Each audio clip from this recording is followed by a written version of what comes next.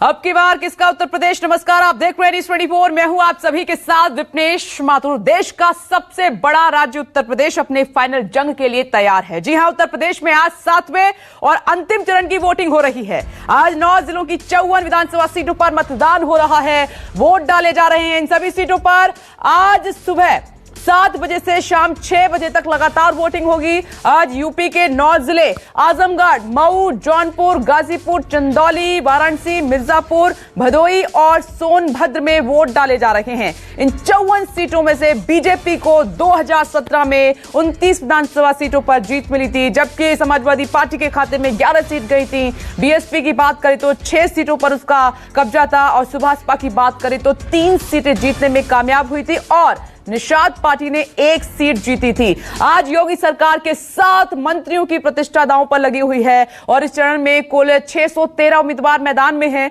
7वें चरण की 54 सीटों में से 11 अनुसूचित जाति के लिए और 2 अनुसूचित जनजाति के लिए आरक्षित हैं। 54 सीटें और 613 उम्मीदवार मैदान में। यूपी में 7वें और अंतिम चरण का रण, ये जंग आज जारी है। तस्वीरें आपके सामने, कौन कौन से जिले में आज वोट डाले जा रहे हैं। योगी सरकार के कई मंत्रियों की किस्मत दांव पर लगी हुई है।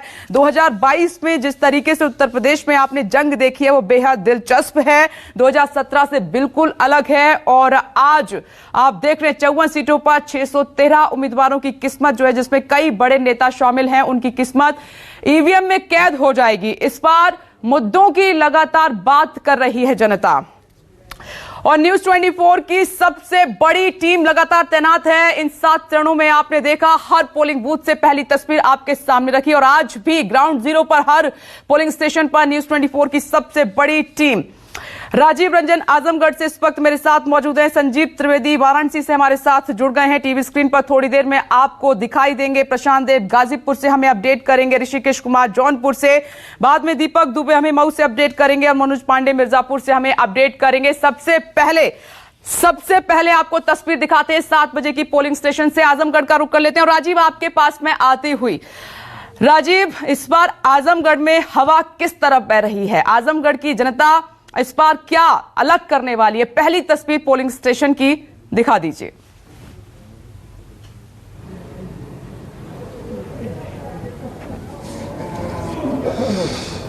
देखिए विपनेश, आजमगढ़ एक दूसरे तरह का जिला है और यहाँ पर अगर आप पीछे इसका सियासी इतिहास देखेंगे तो ज़्यादातर समाजवादी और बहुजन समाज पार्टी जब से इनका गठन हुआ है तब से आजमगढ़ जिले में इनका दबदबा रहा है। दरअसल यहाँ वोटों की संख्या, यादव मुस्लिम दलित वोटों की संख्या बहुत ज़्यादा है, इसीलिए 2017 की जो लहर चली थी भारतीय जनता पार्टी की, उस वक्त भी सिर्फ 10 में से 1 विधानसभा सीट भारतीय जनता पार्टी जीत पाई थी।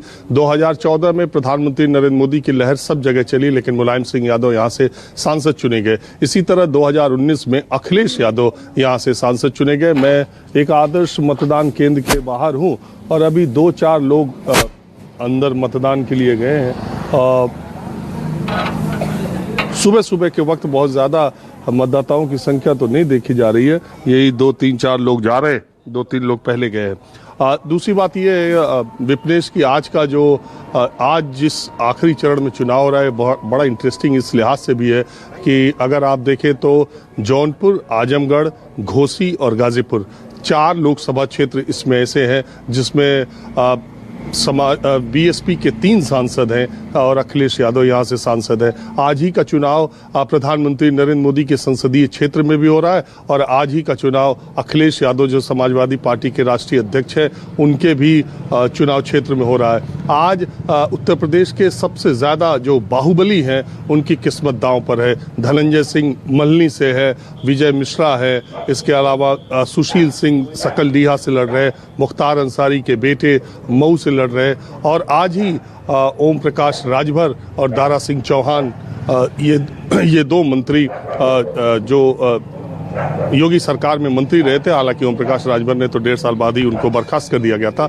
लेकिन ऐन चुनाव के पहले दारा सिंह चौहान मऊ से जो घोसी सीट से चुनाव लड़ रहे हैं, उनकी भी किस्मत, क्योंकि उन्होंने पलटा खाया था ठीक चुनाव से पहले, तो ये सारा इंटरेस्टिंग फैक्टर जो है वो आखिरी चरण के चुनाव में पूर्वांचल में है।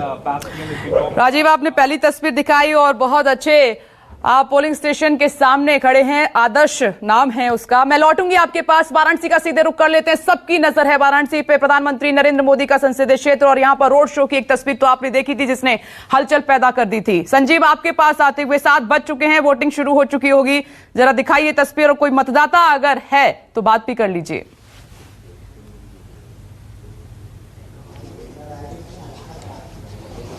विपनेश, बिल्कुल कोशिश करेंगे, लेकिन पहली तस्वीर आपको मैं यहाँ दिखाऊं। देखिए, बाहर लोग बाग इंतजार कर रहे हैं। ये प्राथमिक विद्यालय सोनारपुरा का एक मतदान केंद्र है, भेलूपुर जोन में आता है, और यहाँ इस वक्त हम मौजूद और इस जगह पर जो कि कैंट का इलाका कहलाता है, और यहाँ पर लोग इंतज़ार कर रहे हैं कि भाई जितनी जल्दी हो सके पहले वोटर के तौर पर जाएं और बाहर आए। कोशिश इसी बात की है। हालांकि बाहर में कहा यह जाता है कि वो जो लगे रहते हैं बैठ करके वो देते हैं पर्ची, और वो पर्ची देते हैं तो वोट किया जाता है। क्या आपको पर्ची मिल गई? नहीं मिली। अगर इंसान होगा अभी तक नहीं तो मिली। उसको क्या फायदा में वर्दी मिलती है कि पर्ची मिलती है कि तो कैसे चिट्ठी वोट मिलती है? करेंगे? कुछ लोग तो क्या अंदर बताएं गए। अब? नहीं, ये उनके पास ऐसे नहीं पर्ची करिए। है। मैं क्या बोल रहा हूँ, मैं उनके यहाँ का पास पर्ची लोकल है। राजा हरिचंद 9 मन की लकड़ी जलाता हूँ। आपको क्या हुआ? क्या हुआ? मैं पूरा प्रूफ दिखाने के बाद आप कह रहे हो कि नहीं मैं वोट आज तक का नहीं दिया, मैं छोड़ देता वोट नहीं लेता हूँ। क्या हर हुआ? हर अब दोबारा नहीं मिलना हमसे। देखिए, अब सुबह सुबह शुरुआत हुई है और लोग बाग कितने यहाँ पर वोट देने को लेकर के बहुत ही तत्पर मैं देख पा रहा हूँ। सुबह से ही 7 बजे पहला वोट डालने के लिए लोग बाग अंदर गए हैं, कुछ लोग बाहर आ भी रहे हैं। पर वाराणसी आप जानती हैं, प्रधानमंत्री की कंस्टिट्यूएंसी होने की वजह से लोगों में एक स्वाभाविक ऊर्जा, एक संजीदगी अपने मताधिकार का प्रयोग करने को लेकर के ये बहुत आसानी से देखी जा सकती है। और यहाँ इस पूरे इलाके में 2017 का जब चुनाव हुआ था, 8 कंस्टिट्यूएंसीज इस इलाके में गिनी जाती हैं, 5 तो प्रधानमंत्री की कंस्टिट्यूएंसी में ही आती हैं, और उसके अलावा 3 आसपास के ज़िलों को मिलाकर के कहा यह जाता है कि 8 कंस्टिट्यूएंसी वाराणसी क्षेत्र में हैं, और 8 की 8 पर भारतीय जनता पार्टी का परचम फहराया था। लेकिन इस बार भारतीय जनता पार्टी और उनके सहयोगी, लेकिन इस बार क्या होने जा रहा है, सबों की निगाहें इस पर, और ख़ास तौर पर इसलिए भी कि कई एलाइज जो पिछली दफ़ा 7 भारतीय जनता पार्टी के थे वो इस बार नहीं हैं। तो ऐसे में वो क्या करते हैं? भारतीय जनता पार्टी ने इन 8 में से 7 पर अपने उम्मीदवार दिए हैं, एक अपने सहयोगी अपना दल को दिया है, रोहनिया की सीट है। लेकिन उधर सबसे प्रबल दावेदार समाजवादी पार्टी की तरफ से 8 में से 4 केवल समाजवादी पार्टी के हैं और बाकी सहयोगियों को दिया गया है। यहाँ इस क्षेत्र में एक और बात है, जब सहयोगियों की बात हम कर लेते हैं तो अपना दल यहाँ एक प्रमुख पार्टी, और ख़ास तौर पर कुर्मी समाज की आस्था उस पार्टी में बहुत ज़्यादा, लेकिन वो पार्टी टूट गई है। अब रोहनिया सीट पर हम देख रहे हैं कि उसमें जो दोनों धड़े हैं वो आमने सामने हैं, यानी कि दोनों प्रमुख दावेदार जो हैं, समाजवादी पार्टी और भारतीय जनता पार्टी ने, दोनों ने अपने अपने सहयोगियों को दे दिया है। तो देखना है वहाँ क्या होता है। प्रधानमंत्री का शुक्रवार को यहाँ पर ज़बरदस्त रोड शो और उसके बाद फिर एक सभा इसी क्षेत्र में हुई थी, और मोदी में जैसे कहते हैं वाराणसी हो गया था। लेकिन यहाँ पर बहुत सी ऐसी बातें हैं जो यहाँ पर आपको सुनने को मिलती है, क्योंकि लोकल एमएलए से क्या उतरे लोग खुश हैं या फिर मोदी जी से बहुत ज़्यादा खुश हैं और लोकल एमएलए पे ध्यान नहीं देंगे, ये तमाम ऐसे सवाल हैं जिसके बारे में हम आपको दिन भर बताते रहेंगे। विपनेश, ठीक है, जल्दी से संजीव आप हमारे साथ बने रहें। गाजीपुर आपको लिए चलते हैं, और इस बार गाजीपुर किसके साथ है प्रशांत, ये जानना तो दिलचस्प है ही, लेकिन 7 बज चुके हैं, वोटिंग का सिलसिला शुरू हो चुका होगा। जरा तस्वीर दिखा दीजिए पोलिंग स्टेशन की, कैसी हलचल?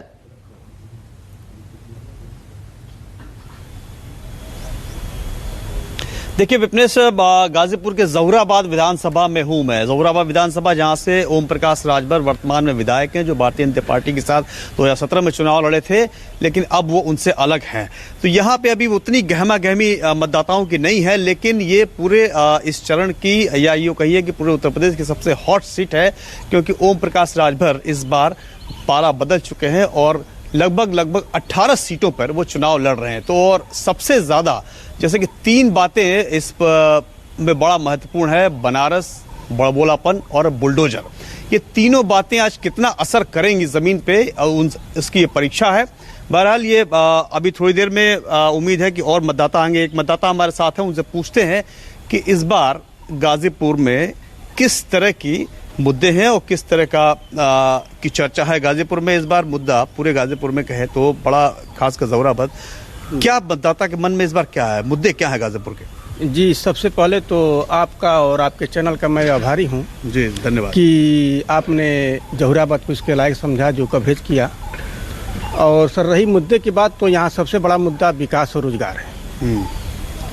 और इस सरकार ने नहीं, हम देखिए, मतलब विकास हुआ है या होना है? जी, विकास जो कि इनके सरकार ओम प्रकाश राजभर जी ने कुछ नहीं किया है। 2012 से 2017 तक विकास। और इससे पहले जो सदा फातिमा जी यहाँ विधायक रही, मंत्री भी रही, श्री अखिलेश जी की सरकार आप में। मतदान करने आए हैं जी, क्या मुद्दा है इस बार? विकास का है विकास का तो काम शोर बहुत है, मतलब गाजीपुर में, खासकर जहुराबाद में, कि ये बदल देंगे, बड़े बड़े नारे सुनाई दिए, बड़े बड़े बोल सुनाई दिए, उसका कुछ जमीन पे असर है? कोई असर नहीं। 5 साल तक शायद वो जो है तो ओम प्रकाश दिखाई ही नहीं दिए। जीत के गए, 18 महीना मंत्री भी रहे, उसके बाद क्षेत्र में भी नहीं किया। उन्होंने तो कहा कि इस बार बीजेपी को बस सत्ता से बाहर कर देंगे। अरे वो कहने दीजिए, कहने से क्या होता है, हम लोगों को। अच्छा, हाँ, नहीं, हम ये चाहते हैं, यहाँ की जनता क्या सर जी, सोचती है? सुनिए, वो क्या कहें, उससे क्या लेना देना हम लोगों को है? हम लोगों को विधायक बनाना है ना, तो हम लोगों की बात सुनिए। सरकार 5 किलो राशन दे देगी और 500 रुपये महीना का दे देगी किसान सम्मान निधि, उससे क्या लोगों का जो कि है सारा खर्चा व्यवस्था चल जाएगा? हम लोग पढ़े लिखे रोजगार हैं, BA टेट हैं, BA टेट हैं, 2011 से हम लोग नौकरी की आस में लगे हैं। सरकार क्यों नहीं रोजगार हम लोग देती है? क्यों नहीं हम लोग को शिक्षक बना देती है? मतलब रोजगार बड़ा जी, मुद्दा है यहाँ। जी, कहने का मतलब ये है कि माननीय कांसीराम साहब कहे थे कि हम अपने लोगों को ऐसा बनाना चाहते हैं कि 200 रुपये किलो का भी राशन में तो खरीद के खा सकें। हम लोग को क्यों 5 किलो राशन देकर के हम लोग को जो बेवकूफ़ बनाने का कार्य कर रही है सरकार? तो विपनेश, देखिए, ये आप जहुराबाद के मतदाताओं की बात सुन रही हैं, जो मतदान करने अभी यहाँ पे आए हैं। तो यहाँ पे देखिए, बहुत दिलचस्प मुकाबला है। हर जगह जहाँ हम सुनते आ रहे हैं कि अलग अलग लड़ाइयाँ हैं, खासकर साइकिल और उसमें कमल के फूल में, लेकिन यहाँ पे जो है बात जो दिखाई दे रही है, यहाँ पे चूँकि शादाब फातिमा एक यहाँ से इस बार बहुजन समाज पार्टी से हैं और माना जा रहा है कि काफी कद्दावर नेता हैं अपने इलाके की, और वो जो है यहाँ के जहुराबाद के समीकरण को बिगाड़ सकती हैं। और लौटेंगे आपके पास न्यूज़ 24 की सबसे बड़ी टीम तैनात है, सबसे बड़ी कवरेज आप अंतिम इस जंग में देख रहे हैं उत्तर प्रदेश की। जल्दी से ऋषिकेश कुमार के पास आपको लिए चलते हैं। मऊ से इस वक्त हमारे साथ, जौनपुर से वो इस वक्त हमारे साथ मौजूद हैं। तो ऋषिकेश, पहली तस्वीर, 7 बजे से वोटिंग का सिलसिला शुरू हो चुका है और इस बार जौनपुर के मतदाताओं के मन में क्या है, जरा टटोलने की कोशिश कीजिए अगर वो आसपास हैं आपके तो।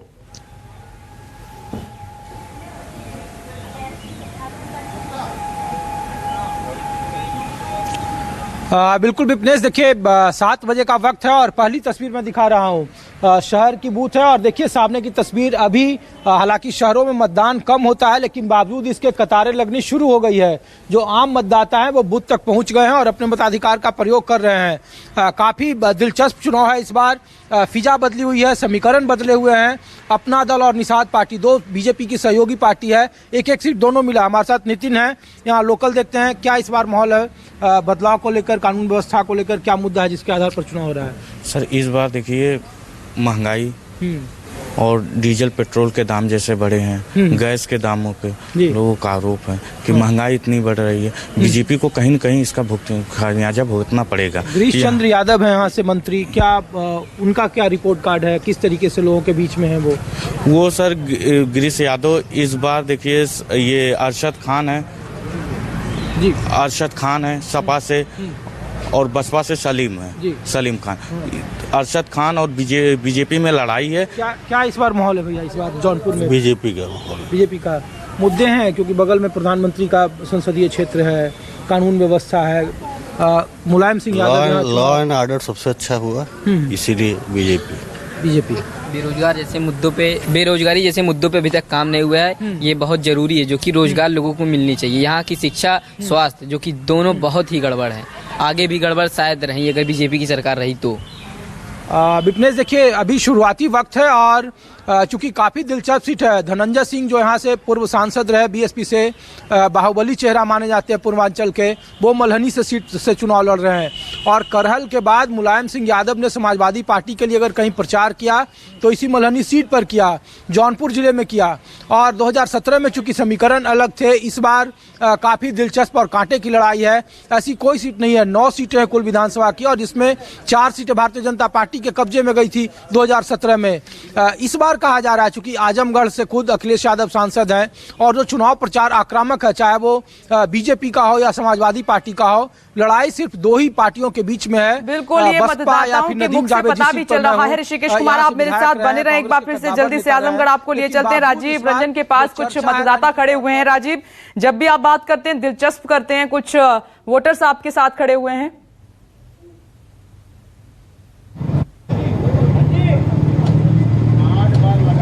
यही तो बात है विपनेश, वोटर तो है लेकिन लीडर भी है। शुरुआती दौर में सबसे पहले नेताजी आप पे वोट डालने आ गए। पहला नंबर, पहले मतदान, इसके बाद जलपान, ये हमारे नेतृत्व का निर्देश है और पूरे प्रदेश में लोगों ने, भारतीय जनता पार्टी के लोगों ने ऐसा ही किया। पहले मतदान, बूथों पे अपना वोट डाला, अपने लोगों का वोट डलवाना, यह पहली प्राथमिकता हमारी है आज की। और एक बात ये बताइए, भारतीय जनता पार्टी के लिए आजमगढ़ में तो उसका आके बल्ब फ्यूज हो जाता है, लेकिन इस बार हाई वोल्टेज का बल्ब जलेगा। हाई वोल्टेज का बल्ब जलेगा। 440 वोल्ट है, एकदम 440 वोल्ट।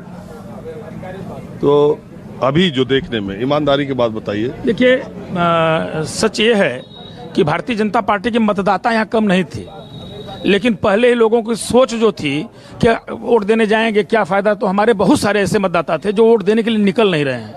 मैं पिछले चुनावों में जिन लोगों को यहाँ नहीं देखा, आज अभी पहली लाइन में कतार में आके खड़े हो गए हैं। तो इस बार यहाँ शहर का वोट परसेंटेज भी बढ़ेगा और भारतीय जनता पार्टी यहाँ से चुनाव जीतेगी। चलिए ठीक है, नेता है ये भारतीय जनता पार्टी के। बहरहाल आप बताइए, इनकी छोड़िए, मुद्दा क्या महिलाओं के दिमाग में? काफी अच्छा मिला है सबको सुरक्षा। योगी जी के राज में हम लोग सुरक्षित हैं, नारी सम्मान है, नारी को हर एक सुविधाएं मिलती है। अखिलेश तो नारी को भ्रष्टाचार करते थे, रोड पर तो ये बताइए, ये नेताजी इतना सब सिखा दिए क्या आपको बोलने? ये सब तो हम लोग जानते ही हैं, इतना तो है ही। हाँ, जो सुरक्षा हम लोग को मिल रही है, हाँ दे रहे हैं योगी जी भाई, जिनकी हम लोग नमक खा रहे हैं उनकी गुड़ तो गाएंगे ही। राशन भी आप ले रहे हैं क्या? नहीं, राशन क्या हम लेंगे, हम लोग तो बांटते हैं राशन भाई। हम लोग जनता की सेवा करते हैं, दिन भर चाय बनाते हैं और पिलाते हैं जनता को। नेता का पत्नी होने का भी दुख है काफी? नहीं, दुख नहीं है, मुझे काफी हर्ष है कि मैं इतना बड़ा नेता की पत्नी बनी हूँ। चलिए ठीक है। ये जिनसे मैंने बात की विपनेश, ये एमएलसी का चुनाव भी यहाँ आजमगढ़ से लड़ चुके हैं। ठीक है, मैं राजीव आती हूँ आपके पास। संजीव त्रिवेदी के साथ भी कुछ लोग नजर मुझे आ रहे हैं, मैं सीधे उनका रुख कर लेती हूँ। संजीव,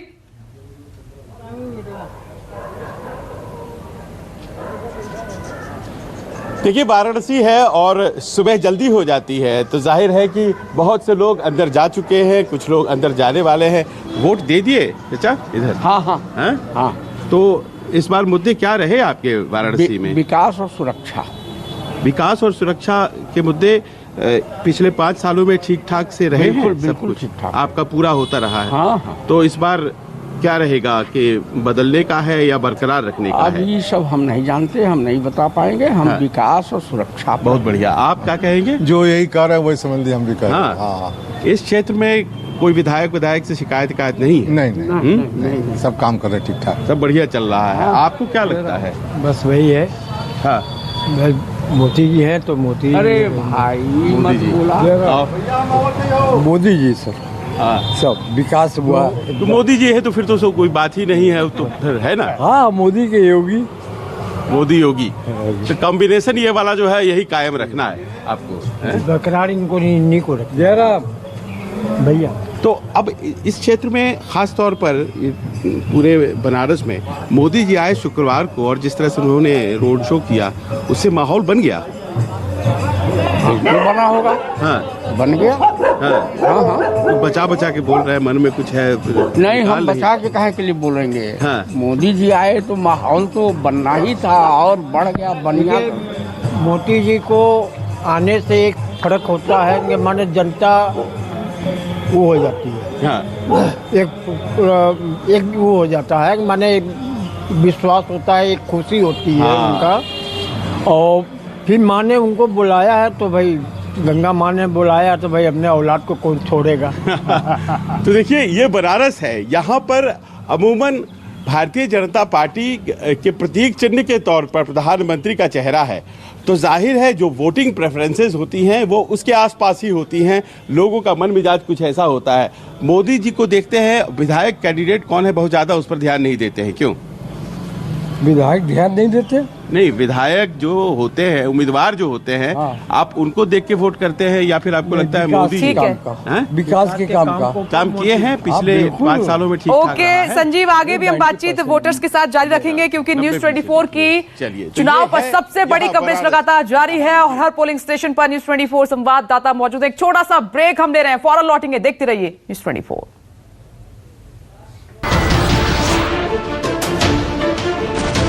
नमस्कार, मैं हूं मानक गुप्ता। अगर आपको हमारा ये वीडियो पसंद आया हो तो इसे लाइक और शेयर जरूर करें और हां, हमें सब्सक्राइब और फॉलो करना ना भूलें ताकि आप देश और दुनिया की कोई खबर मिस ना करें। तो जुड़े रहिए हमारे साथ और देखते रहिए न्यूज़ 24।